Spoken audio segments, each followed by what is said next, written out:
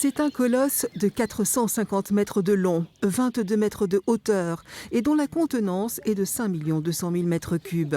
Mais un colosse au pied d'argile, car les fondations de cet ouvrage, vieux de 191 ans, étaient fragilisées. Le barrage en lui-même est très solide, c'est un gros barrage en moellon de grès, mais qui était posé en fait sur une couche un peu marneuse et glissante, ce qui fait que la force de l'eau poussait et avait tendance à faire basculer le barrage par le fond. Après la vidange totale du barrage, commencée en octobre 2019, les travaux ont débuté en février 2020.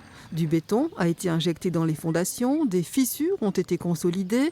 En prévention des crues, au point le plus bas du barrage, cette vanne de secours laisse désormais passer 17 mètres cubes secondes et cet évacuateur 50 mètres cubes secondes. Des travaux de sécurisation et de modernisation.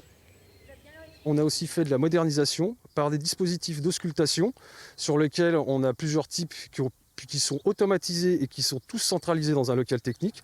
Et aussi en termes de gestion hydraulique, ce qui nous permet de savoir les entrants et les sortants au niveau du barrage, ce qui nous donne de bonnes données par rapport à une meilleure gestion de l'eau. Une gestion de l'eau assurée par Voies navigables de France, propriétaire et gestionnaire des 6 barrages réservoirs qui alimentent le canal de Bourgogne, construits pour relier la Saône et la Seine. Ces stocks d'eau apportent énormément de fonctionnalités au territoire.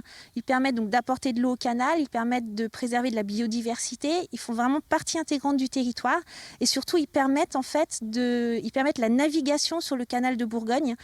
La navigation à ce canal de Bourgogne, c'est 13 millions d'euros de retombées socio-économiques par an. La cote d'exploitation du barrage, c'est la ligne en bas des herbes jaunes qu'on voit là, donc ça sera la cote de 16 mètres quand le barrage se remplira de nouveau.